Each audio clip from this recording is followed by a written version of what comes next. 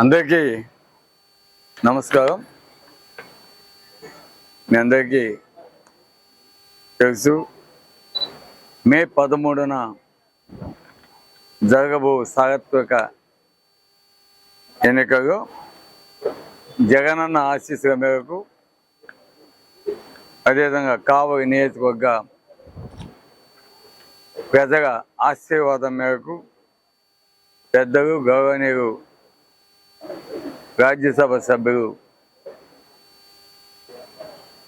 విజయసాయి రెడ్డి గారు మరియు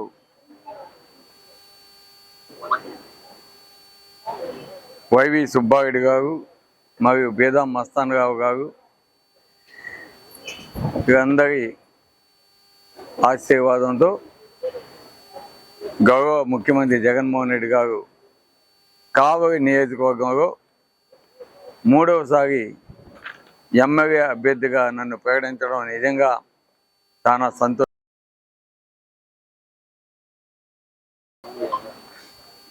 అదేవిధంగా గత 13 సంవత్సరాలుగా కూడా నేను రాజకీయాల్లోకి వచ్చినప్పటి నుంచి కూడా ఎమ్మెల్యేగా పోటీ చేసిన, ఓడిపోయిన, గెలిచిన ఎప్పుడు కూడా ప్రజల్లోనే ఉంటూ ఉన్నాము. ప్రజలకి అందుబాటులో ఉంటున్నాము, ప్రజలకి సేవలు చేస్తున్నాము.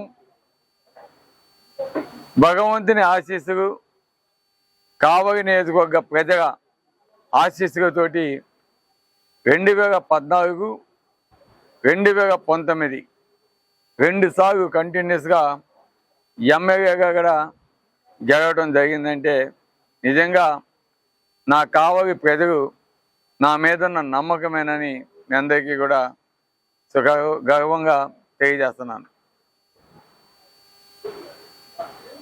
ఈరోజు 2019లో అధికారంలోకి వచ్చినాక అనేక కార్యక్రమాలు, అభివృద్ధి కార్యక్రమాలు మన కావలి నియోజకవర్గంలో మేము చేసిన మాట వాస్తవం. దానికి సంబంధించి అనునిత్యం కూడా గౌరవ ముఖ్యమంత్రి జగన్మోహన్ రెడ్డి గారితో మాట్లాడుతూ మన కావలి నియోజకవర్గాన్ని అభివృద్ధి పథంలోకి తీసుకొని పోవాలంటే ఏమేమి పనులు చేయాలనేది మేము లిస్ట్ అవుట్ చేసుకొని వాటన్నిటిని కూడా గౌరవ ముఖ్యమంత్రి గారికి తెలియజేయడం జరిగింది.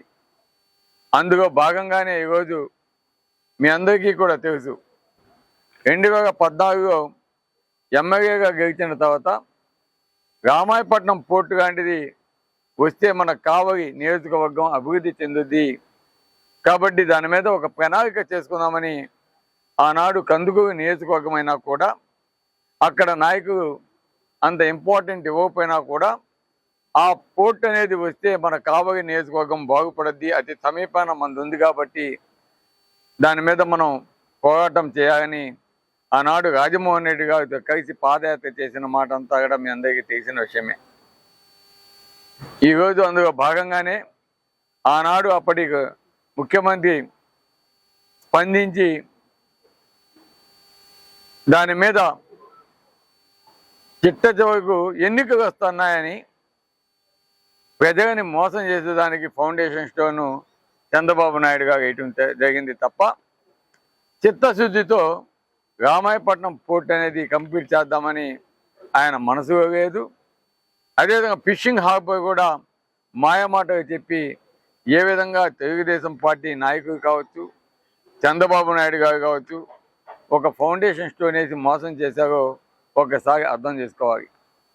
అంతేకాదు ఎలక్షన్స్కి ముందు దగదత్తి ఎయిర్పోర్టుకు కూడా ఫౌండేషన్ స్టోన్ వేసి ఏ ఒక్క పని కూడా ప్రారంభించకుండా ఏ విధంగా మోసం చేశారో కూడా మీ అందరికీ తెలుసు. అదే కోవలో డిఎం ఛానల్, డిఆర్ ఛానల్ వాటికి సంబంధించి కూడా వారు ప్రపోజల్ పెట్టాక కానీ దానికి అప్రూవల్స్ కానీ ఏమీ ఇవ్వకుండా ఏ విధంగా చంద్రబాబు నాయుడు గారు మోసం చేశారో కూడా మీ అందరికీ తెలుసు. అంతేకాదు తుమ్మలపెంట రోడ్డు ఎందుకంటే తుమ్మగపెంట రోడ్డు అనేది చాలా ముఖ్యమైన రోడ్డు. మన కావలి నుంచి దాదాపు 30,000 మంది ప్రతి నిత్యం కూడా పోయే పరిస్థితి ఆ తుమ్మగపెంట రోడ్డులో ఉంటుంది.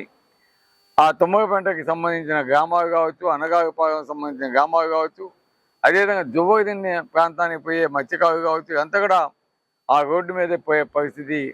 అటువంటి రోడ్డుని శాంక్షన్ చేయించాలని మా ప్రభుత్వం రాగానే దాన్ని శాంక్షన్ చేయించి టెండర్స్ కూడా కాంట్రాక్ట్ వేయటం జరిగిందని కూడా మేము అందరికీ తెలియజేస్తున్నాం. ఆ టెండర్స్ కూడా దాదాపు 4 సంవత్సరాలకు టెండర్స్ అయింది.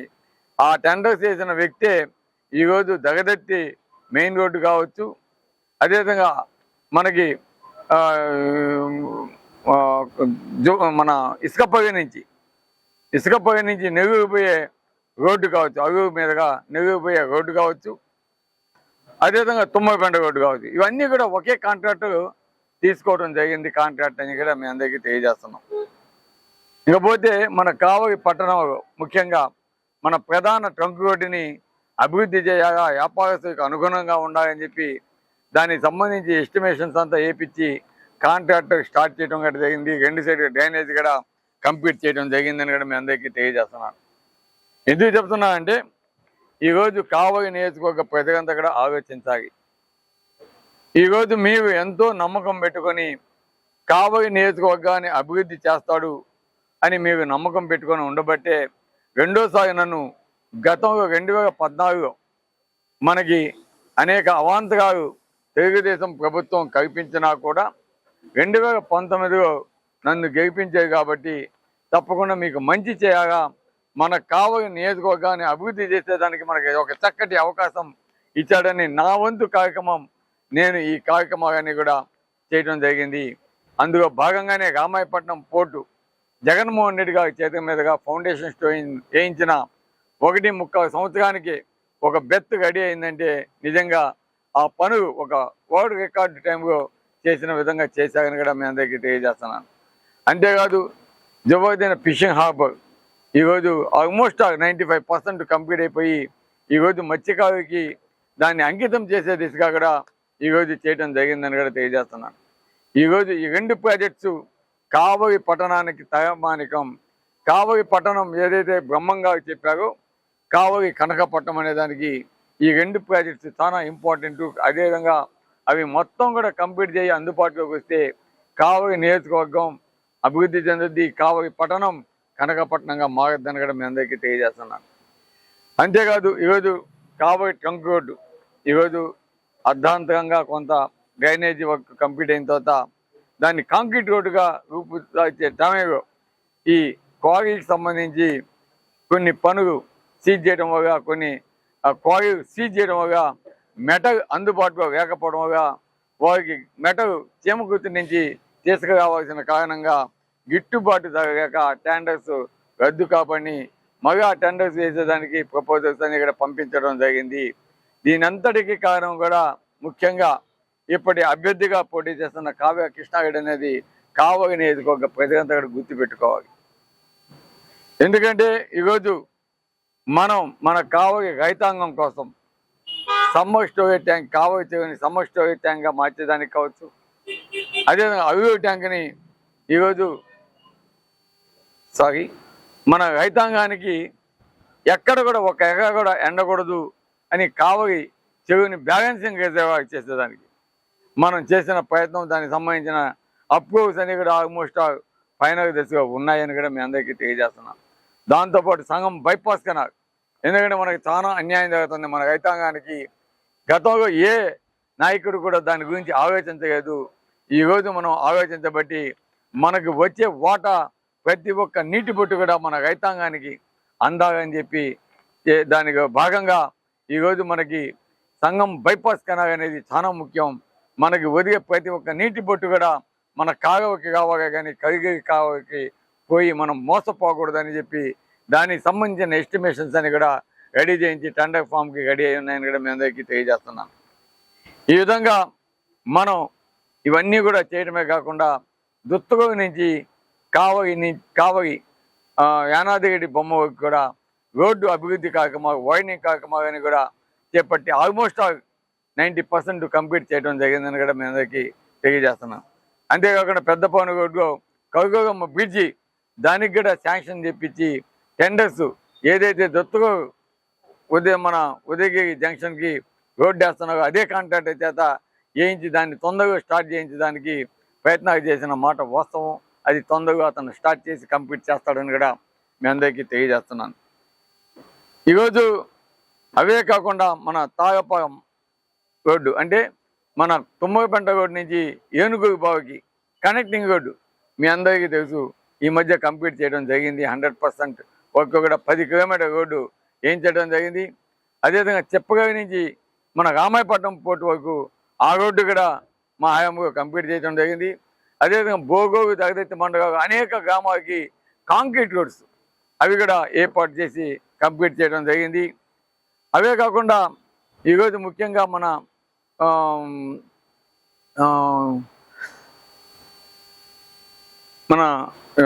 జంపాని కాగవు చెంచుగాని పాగంకు అదేవిధంగా పక్కనే ఉన్న బట్టదిన్న గ్రామానికి రోడ్లు కూడా వేయించడం జరిగిందని కూడా మీ అందరికీ తెలియజేస్తున్నాను. ఇవి కాకుండా ఏఎంసీ ద్వారా దాదాపు 23 రోడ్స్ ప్రారంభించడం జరిగింది. అవి కూడా ఈరోజు కంప్లీటింగ్ దశలో కొన్ని ఉన్నాయి, కొన్ని కంప్లీట్ అయినాయి. అవన్నీ కూడా కొన్ని పెండింగ్ ఏవైతే ఉన్నాయో అవన్నీ కూడా రాబోయే ముందు రోజుల్లో జగన్మోహన్ రెడ్డి గారు ఈ రాష్ట్రానికి మీ అందరి ఆశీస్సుతోటి ముఖ్యమంత్రి అవుతున్నాడు. తప్పకుండా వాటన్నిటిని కూడా కంప్లీట్ చేస్తాం. ఏవైతే కావలి రోడ్డు, కరుగమ్మ బ్రిడ్జి, తుమ్మగపెంట రోడ్డు అవన్నీ కూడా పెండింగ్ ఉన్నాయో వాటిని కూడా తప్పకుండా కంప్లీట్ చేస్తామని కూడా మీ అందరికీ తెలియజేస్తున్నాం. కాకపోతే ఒక చిన్న విషయం గుర్తుపెట్టుకోవాలి.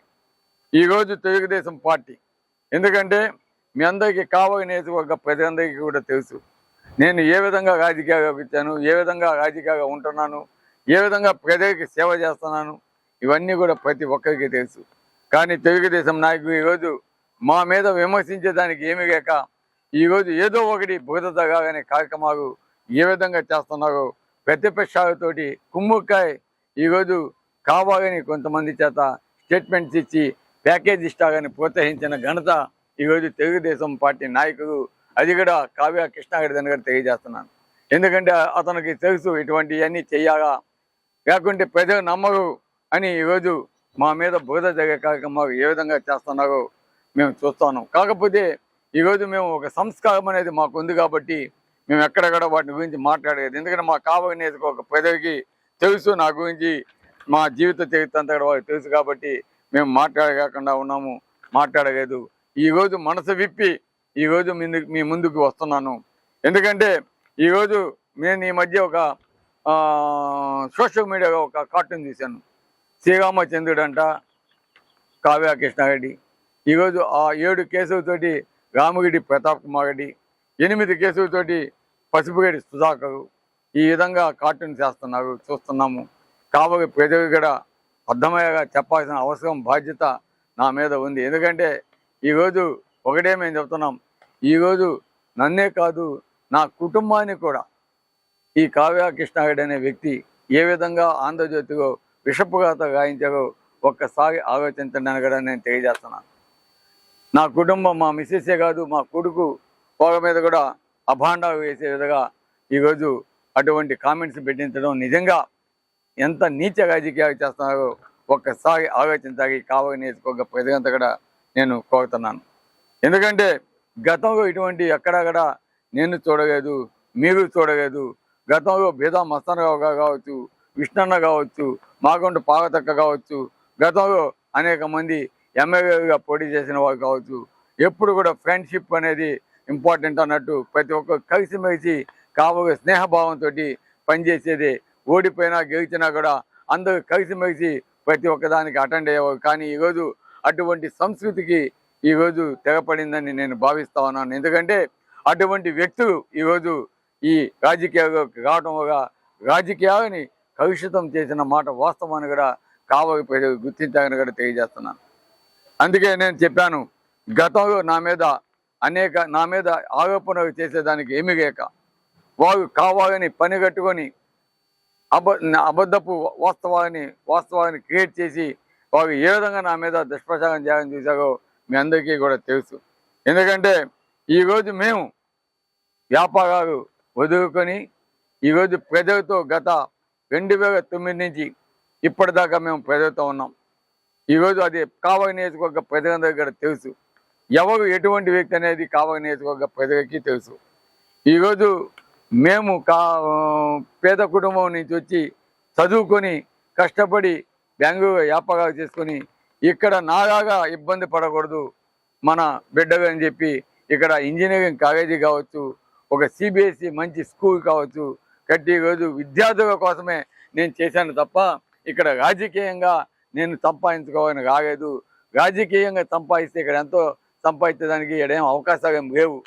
కానీ నేను రాజకీయాలు కాదు అనుకుంటే నేను ఈరోజు వేల కోట్లు సంపాదించుకునే అవకాశం నాకు ఉన్నా కూడా అది వదులుకొని ఈరోజు కావలి నియోజకవర్గ ప్రజల కోసం వచ్చాననేది కావలి నియోజకవర్గ ప్రజలు గుర్తుపెట్టుకోవాలి. ఎందుకంటే ఈరోజు బాధతో నేను చెప్తున్నాను, చాలా బాధతో చెప్తున్నాను. ఇటువంటి దుర్మార్గులు ఇటువంటి వ్యక్తులు చేసే ఆరోపణలు చూస్తే నిజంగా చాలా బాధేస్తూ ఉంది.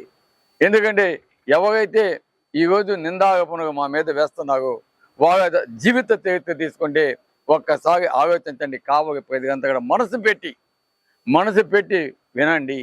ఎందుకంటే ఒక టీచర్గా పనిచేస్తున్న వ్యక్తి గొర్రెల పెంపకం అని చెప్పి ఒక సొసైటీ ఓపెన్ చేసి దాంట్లో ప్రజల్ని సభ్యులుగా చేర్చి వాళ్ళ కాడ డబ్బులు తీసుకొని వాళ్ళని మోసం చేసి ఆ తర్వాత జైలుకెళ్ళిన వ్యక్తి కావ్య కృష్ణారెడ్డి అనేది కూడా గుర్తుపెట్టుకోవాలి. ఈరోజు కావ్య కృష్ణారెడ్డి అనే వ్యక్తి గతంలో లేఅవుట్ చేసి ఏ విధంగా సైట్స్ అమ్మేసి కొన్ని మళ్ళా వాటిని ఆయన పేరు మీదే తిరిగి రాయించుకొని డబ్బు రిజిస్ట్రేషన్ చేసి దాన్ని ఎత్తగి బ్యాంకులో మోర్టగేజ్ పెట్టి అక్కడ బ్యాంకును మోసం చేసిన వ్యక్తి అనే కావ్య కృష్ణారెడ్డి అనేది గుర్తుపెట్టుకోవాలని కూడా తెలియజేస్తున్నాను.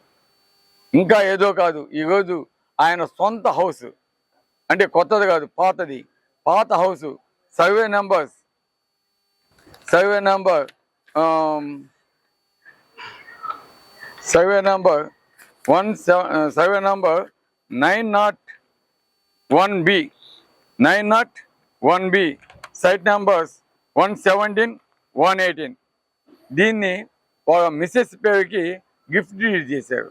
గిఫ్ట్ డీడ్ చేసి దాన్ని బ్యాంకుగా మోర్టగేజ్ పెట్టారు. అంతవరకు బాగానే ఉంది, దాంట్లో ఎక్కడ ఇబ్బంది ఏం లేదు.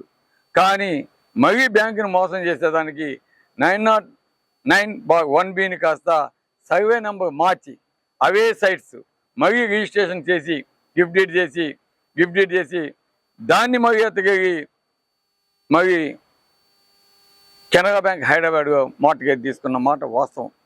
అంటే ఆల్రెడీ ఫస్ట్ చేసింది ఏపీఎస్ఎఫ్సి బ్యాంకులో మోర్టగేజ్ పెట్టారు. మరియు దాన్ని అదే సైట్స్ని సర్వే నెంబర్ 902/2 దాన్ని అదే సర్వే నెంబరు సైట్స్ నెంబర్స్ వచ్చి 117 and 118 ఇది వచ్చి 117, 118 అనేది ఆయన ఆఫీస్ ఉన్న బిల్డింగ్. అంటే బ్యాంకుని ఏ విధంగా మోసం చేస్తాడు అనేది ఇది ఒక నిదర్శనం. చేసి ఒకే సర్వే నెంబర్స్ని మార్చి ఈ విధంగా డబుల్ రిజిస్ట్రేషన్ చేసి రెండు బ్యాంకుగా పెట్టి మోర్టగేజ్ పెట్టి తీసుకున్న మాట వాస్తవం. దానికి with proofs and everything is మా కాడ ఉన్నాయి, కావాలంటే అవి ఇస్తాను మీకు. అదేవిధంగా ఇంటిని ఆపోజిట్లోనే ఇంకొక హౌస్ కూడా ఉంది, దానికి సంబంధించి site numbers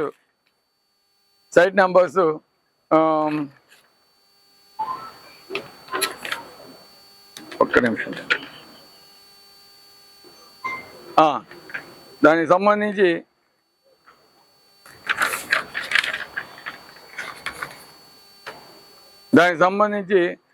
site numbers 115 and 116 అది కూడా 909/1B survey number site number 115 and 116 ఇది వచ్చి హౌస్కి సంబంధించింది. దీనికి సంబంధించి డాక్యుమెంట్ ప్రూఫ్ కూడా డాక్యుమెంట్ నెంబర్ కూడా చెప్తాను. 33,320 2012లో మిస్సెస్ పేరు మీద గిఫ్ట్ డీడ్ చేశాడు. దాన్ని ఎత్తగలిగి మరి ఏపీఎస్ఎఫ్సి బ్యాంకు లోన్కి అప్లై చేశాడు, లోన్ తీసుకున్నాడు. మరి అదే సైట్స్ని సర్వే నెంబర్ మార్చి 902/2 పెట్టి డివి కృష్ణారెడ్డి ఆయన పేరే కావ్య కృష్ణారెడ్డి అనే వ్యక్తి పేరు మీద మరీ రిజిస్ట్రేషన్ చేశాడు. దాన్ని తీసుకెళ్ళి ఐసిఐసి బ్యాంకులో మోర్టగేజ్ పెట్టి డబ్బులు తీసుకొని ఈరోజు అతను ఏ విధంగా బ్యాంకుని మోసం చేశాడో ఒకసారి ఆలోచించండి. ఈ మధ్య ఎలక్షన్స్ వస్తున్నాయని ఆ రెండు డీడు బ్యాంకు డబ్బు ఎంట్రీస్ ఉన్నాయి కదా, వాటిని మరి ఒకటి క్యాన్సిల్ చేయడం జరిగింది. ఎందుకంటే మరి ఎలక్షన్స్కి ఇబ్బంది వస్తుందని మార్చిన మాట వాస్తవం. అంటే బ్యాంకుని ఏ విధంగా మోసం చేస్తాడో ఒక్కసారి అర్థం చేసుకోవడానికి కూడా తెలియజేస్తా ఉన్నాను. ఈ విధంగా ఒక పక్క బ్యాంకుని మోసం చేశాడు, అదేవిధంగా రైల్వే ట్రాక్ పక్కన ఆయన లేఅవుట్ వేస్తున్నాడు. Railway track adjacent railway track పక్కన అదే 909/1B, 902/2 అండ్ 909/B వీటిలో సైట్స్ వేసాడు. ఆ సైట్స్ని కూడా రైల్వే ట్రాక్ పక్కన ఉన్నవి డిఫరెంట్ పర్సన్స్కి అమ్మేసి మరి ఆ సైట్స్ని మరి డబుల్ రిజిస్ట్రేషన్ ఆయన పేరు మీద చేసుకొని వాటిని మరి అతనికి బ్యాంకు పెట్టి మార్టగేజ్ చేసిన మాట వాస్తవం. దానికి సంబంధించిన డాక్యుమెంట్స్ కూడా మా కాడ ఉన్నాయి. అదే కాకుండా ఈరోజు చెంగాగమ్మ గుడి, దానికి సంబంధించి చెంగాగమ్మ గుడి ఇక్కడ 15 ఎకరాలు లేఅవుట్ వేసాడు. అది నదీ ప్రాంతం, అది ఆ బండి మీద వేసాడు. అంటే నేషనల్ గ్రీన్ ట్రిబ్యునల్ యాక్ట్ ప్రకారం నదీ తీర ప్రాంతం కావచ్చు, సముద్ర తీరం కావచ్చు, కొంత డిస్టెన్స్ ఇన్ని సముద్రం పక్కన అయితే 1/2 కిలోమీటర్ అంత ఉంటుంది. ఆ విధంగా వదిలేసి ఏదైనా లేఅవుట్స్ చేయాలి. కానీ అతను ఆనుకొని వేసేసి అది రిజిస్ట్రేషన్ డిఫరెంట్ పర్సన్స్ చేయడం వల్ల వారు ఈరోజు ఇబ్బంది ఎదుర్కొంటా ఇబ్బంది పడుతున్నారని కూడా తెలియజేస్తున్నాను. అంతేకాకుండా చెంగాగమ్మ గుడికి సంబంధించి సర్వే నంబర్ 59 దాంట్లో survey number 59/1 to survey number 59/17 15 acres layout వేసాడు. దాని పక్కన 61 cents గుడిది ప్రైమ్ ప్రాపర్టీ, కోర్టు వాల్యూ ఉండే ప్రాపర్టీస్ని అది అప్లై చేసుకున్నాడు. ఇది రోడ్డు కోసం కావాలని అప్లై చేసుకున్నాడు. కానీ అది సైట్స్ వేసేసి ఆ సైట్స్ని ఎత్తుకొని మరి మార్టగేజ్ పెట్టి బ్యాంకుని మోసం చేసిన చరిత్ర కావ్యకృష్ణాడిది. అందుకే కరెక్ట్గా ఆదేశాలు క్లియర్గా ఇచ్చాడు. దాన్ని డెమాలిషన్ చేయమని, ఆ సైట్స్ ఏవైతే చేస్తున్నాడో అవన్నీ డెమాలిషన్ చేసేసి కాంపౌండ్ ఆ సైట్స్ని గవర్నమెంట్కి హ్యాండ్ ఓవర్ చేయమని కూడా నోటీసు ఇస్తున్నారు. ఆ నోటీస్ కాపీస్ కూడా మా కాడ ఉన్నాయి. అంటే గుడిని వదలడు, బడుగుని వదలడు, అదేవిధంగా బ్యాంకుని ఈరోజు అన్నింటినీ చీటింగ్ చేస్తున్న వ్యక్తి. ఇంకపోతే మీ అందరికీ తెలిసిన విషయం, ఈరోజు ఎక్కడైతే జగనన్న లేఅవుట్ మనం ఎక్కడైతే జగనన్న లేఅవుట్ ఇచ్చామో ఆనాడు తెలుగుదేశం నాయకులు కావాలని నా మీద బోధ జరిగేదానికి ఎకగా 13 లక్షలు ఉంటే ఎమ్మెల్యే గారు వాటిని 50 లక్షలకి 35 లక్షలకి రైతాంగానికి ఇప్పించాడు, దాంట్లో కమిషన్ కొట్టాడు అని చెప్పేవి నా మీద బోధ జరిగే కార్యక్రమం చేయడం జరిగింది. ఎందుకంటే కొంచెం ఎంతైనా కూడా ఈరోజు ఎలక్షన్స్కి ముందు ఇది కావలి నియోజకవర్గ ప్రజలందరికీ తెలియగా, అందుకని ప్రతి ఒక్కటి కూడా మీకు విశుద్ధంగా చెప్తున్నాను. వ్యక్తులు ఎవరు, ఎటువంటి వారు, కావలి నియోజకవర్గ ప్రజలందరూ కూడా ఆలోచించండి అని చెప్పి ఈరోజు ప్రతి ఒక్కటి కూడా మేము ముందుంచుతున్నాను వాస్తవాలు. ఎందుకంటే నేను గతంలో నా మీద చేసిన ఆరోపణలు భూ కబ్జా చేసామని పెట్టుకుంటూ మా కొడుకు పేరు మీద 15 ఎకరాలు నేను కొనుక్కుంటే అది గవర్నమెంట్ ల్యాండు, రైతాంగం ల్యాండు, అది ఇదని అన్నీ మొత్తం ఇచ్చారు. దానికి సంబంధించిన ప్రతి ఒక్క డాక్యుమెంటు నెల్లూరుగా నేను ప్రెస్ మీట్ పెట్టి ఆ డాక్యుమెంట్స్ ఏవైతే ఆంధ్ర ఏబిఎన్లో టీవీలో అదే ఆంధ్రజ్యోతిలో విషపకాలతో రాసారో, నా మీద ప్రచారం చేశారో, మా కొడుకు మీద ప్రచారం చేశారో, దానికి సంబంధించిన ప్రతి ఒక్క డాక్యుమెంట్ కూడా నేను ఆ రోజు ఇవ్వటం జరిగింది నెల్లూరులో. ఆ రోజు నేను ఛాలెంజ్ కూడా చేశాను. నా ఛాలెంజ్ని స్వీకరించడానికి చెప్పాను. అది రాధాకృష్ణకి డైరెక్ట్గా చేశాను. నువ్వు మగోడు అయితే అమ్మ అబ్బకు పుట్టుంటే నా డాక్యుమెంట్స్ అన్నీ ఇస్తున్నాను, మీరు దాంట్లో 1 సెంటు భూమి కానీ నేను కబ్జా చేస్తున్నా, ఏదైనా మిస్టేక్ ఉన్నా నేను ఎమ్మెల్యేగా కూడా పోటీ చేయను అని చెప్పాను. కానీ ఎప్పుడు ముందుగా ఈరోజు నేను ఎమ్మెల్యేగా పోటీ చేస్తున్నాను. ఈరోజు నేను చెప్తున్నాను, నేను చెప్పినవి ఇవి వీటిలో నిజం కాకపోతే గమ్మని చెప్పండి, బహిరంగ చర్చకి నేను సిద్ధం. అంటే ఈరోజు మన ఇప్పుడైతే ఎవరైతే ఎమ్మెల్యే అభ్యర్థిగా కావ్యకృష్ణ పోటీ చేస్తున్నాడో ఆయన జగనన్న లేఅవుట్ పక్కన నా మీద అబాండా వేసేదానికి 13 లక్షలు ల్యాండ్ని 50 లక్షలకి 30 లక్షలకి అని చెప్పారు. ఇది కూడా నా మీద వేయడం జరిగింది. అదే లేఅవుట్ పక్కన ఈ కావ్యకృష్ణ అనే వ్యక్తి 1,30,00,000 పెట్టి దాదాపు 50 ఎకరాలు కొన్నాడు. అది వాస్తవం కాదా అని నేను అడుగుతాను. ఈరోజు తెలుగుదేశం నాయకులు ఎందుకు మాట్లాడకపోతున్నారు? అది 13 లక్షలు వాల్యూ అయితే 1,30,00,000 పెట్టి ఏ విధంగా ఆయన కొంటాడు అని నేను ఈరోజు ప్రశ్నిస్తా ఉన్నాను. ఓకే, కొన్నాడు, కానీ దానికి సంబంధించి కాంపౌండ్ వేసేటప్పుడు గతంలో పేద ప్రజలకి రాజశేఖర రెడ్డి గారు హౌసింగ్ సైట్స్ ఇస్తే వాటిని కబ్జా చేసి కాంపౌండ్ వేసిన మాట వాస్తవం కాదా? అక్కడ సైట్స్కి సంబంధించిన ఓనర్స్ పోయేసి ఆ కాంపౌండ్ని ధ్వంసం చేసిన మాట వాస్తవం కాదా? అది ఎప్పుడో జరగలేదు. ఈ మధ్య ఒక 3-4 months బ్యాకే ఆ కాంపౌండ్ పడగట్టడం జరిగింది, వాళ్ళ సైట్స్ వాళ్ళు ఆక్యుపై చేసుకోవడం జరిగింది అని కూడా తెలియజేస్తున్నాను. అంతేగాని 52 ఎకరాలకి మరీ కాంపౌండ్ వేసినాడు.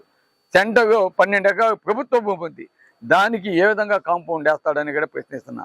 గతంలో ఆ ఇందిరమ్మ కాలనీ ప్రజలంతా కూడా ఈ గవర్నమెంట్ భూమిలో నడిచిపోయి రోడ్డు తక్కువ డిస్టెన్స్లో పోయే పరిస్థితి ఉండేది, కానీ దాన్ని ఆక్యుపై చేసి కాంపౌండ్ వేయడం వల్ల అక్కడ ప్రజలంతా ఇబ్బంది పడతామంటే మరి ఆ కాంపౌండ్ పగలగొట్టించి వారికి దోవ ఏర్పాటు చేసాం మేము. అంటే ఈ విధంగా ఈయన చేసిన అక్రమాలు ఇన్ని ఉన్నాయి. ఇంతేకాదు ఈరోజు మా పార్టీలోకి ఒక అన్నపూర్ణ సీను అనే వ్యక్తి వచ్చాడు. ఎందుకు వచ్చాడంటే అతను అపరభక్తుడు ఎన్టీఆర్కి. గత 40 సంవత్సరాలు ఎన్టీఆర్ పార్టీ పెట్టినప్పటి నుంచి కూడా నేను ఎంతో ప్రయత్నిస్తున్నా, మంచి స్నేహితుడైనా కూడా నాకు ఎన్టీఆర్ అంటే ప్రేమ, నేను ఆ పార్టీని వదిలి రాను అని చెప్పి ఈరోజు మా పార్టీకి వచ్చాడంటే అతను ఏ విధంగా బాధపడుతున్నాడో దాదాపు అతని మిత్రబృందానికి 10 కోట్ల రూపాయలు మోసం చేసిన మాట వాస్తవం కాబట్టి అన్నపూర్ణ సీనుని అడగండి. అతనికి దాదాపు 500 అంకణాల పైచీకు వారికి డబ్బులు కట్టినా కూడా ఆ సైట్స్ రిజిస్ట్రేషన్ చేయకుండా వారిని ఏ విధంగా అన్నపూర్ణ సీను అనే వైశ్య యువకునికి ఈరోజు ఏ విధంగా మోసం చేశాడో ఒకసారి అన్నపూర్ణ సీన్ అడిగినా చెప్తాగని కూడా మేము అందరికీ తెలియజేస్తా ఉన్నాం. అదేవిధంగా ఈరోజు మైనింగ్ సంగతికి వస్తే మైనింగ్ ఆయనకి 7 ఎకరాల భూమి మైనింగ్ వీధికి గతంలో ఇవ్వటం జరిగింది. కానీ ఆ మైనింగ్ భూమిలో అతను మైనింగ్ తవ్వకుండా ఆయనకు సంబంధించిన పెట్రోల్ బంక్ కావచ్చు, పార్కింగ్ స్థలాలు కావచ్చు, అదేవిధంగా క్రషర్ కావచ్చు, ఇవన్నీ కూడా పెట్టుకున్న మాట వాస్తవం. కానీ ఆయన మైనింగ్ చేయాల్సింది ఆ భూమిలో, కానీ అది చేయకుండా పక్కనున్న దాదాపు 150 ఎకరాలు అక్కడ ఆక్యుపై చేసి ప్రభుత్వ భూమిని దాదాపు 200 అడుగులు డెప్త్ దానికి తవ్వేసి ఆ మెటల్ అక్కడ అధికారులను మేనేజ్ చేసుకొని ఈ కావలి ప్రాంతంలో ఏది కావాలన్నా, ఏ రోడ్డు వేయాలన్నా, ఏ డ్రైన్ వేయాలన్నా, ఎవరు ఇల్లు కట్టుకోవాలన్నా దానికి సంబంధించిన మెటల్ కంపల్సరీగా అతని కాడే కొనే విధంగా జీవో పాస్ చేయించుకొని గత 10 సంవత్సరాల నుంచి అతను అక్రమంగా మైనింగ్ చేసిన మాట వాస్తవం. దానికి సంబంధించిన వీడియోస్, ఫొటోస్ ప్రతి ఒక్కటి ఉంది. దాని మీద మైనింగ్ డిపార్ట్మెంట్ రైడ్ చేస్తే అది నాకు సంబంధం లేదని వాళ్ళకి సంబంధించిన వ్యక్తిని బలి చేసిన మాట వాస్తవం అని కూడా మీ అందరికీ తెలియజేస్తున్నాను. కాబట్టి ఆ వ్యక్తి కూడా వచ్చి మీకు ప్రూఫ్ ఇస్తాడని కూడా తెలియజేస్తున్నాను.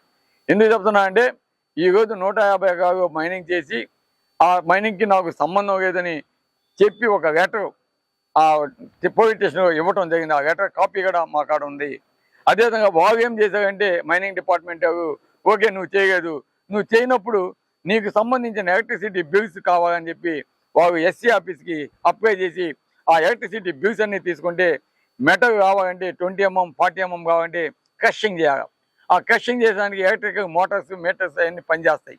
చేసినప్పుడు దానికి సంబంధించిన ఎలక్ట్రిసిటీ బిల్ గురురాఘవేంద్ర కంపెనీ మీద దాదాపు 26 లక్షల యూనిట్లు కాల్చి ఉన్నాడు. దానికి సంబంధించి ఆ యూనిట్స్ని బేస్ చేసుకొని క్వాంటిటీ ఎత్తితే దాదాపు కొన్ని లక్షల టన్నుగా మెటీరియల్ ఆయన రైల్వే ట్రాక్ కావచ్చు, కావలి నియోజకవర్గంలో ఉన్న హౌసెస్ కావచ్చు, రోడ్లకు కావచ్చు, డ్రైన్స్ కావచ్చు, ఫిషింగ్ హార్బర్ కావచ్చు, వీటన్నిటికి కూడా అక్రమంగా తగ్గించి గవర్నమెంట్ని మోసం చేసి ఉన్నాడు. కాబట్టే మైనింగ్ డిపార్ట్మెంట్ వారు అతని మీద అది బేస్ చేసుకొని దాదాపు విత్ పెనాల్టీ 142 కోట్ల రూపాయలు పెనాల్టీ విధిస్తే దాన్ని కట్టకుండా కోర్టులో స్టే తెచ్చుకొని నేను శ్రీరామచంద్రుడు, నా మీద కేసులు లేవని చెప్పే వ్యక్తి కావ్య కృష్ణారెడ్డి అనేది కూడా గుర్తుపెట్టుకోవాలి. అంతేకాదు ఆ మైనింగ్ చేసేటప్పుడు ఆ చుట్టుపక్కల గ్రామాల్లో ఉన్న ఎస్సీ, ఎస్టీ, బీసీలు ఎంతో ఇబ్బంది పడుతూ ఉన్నారు.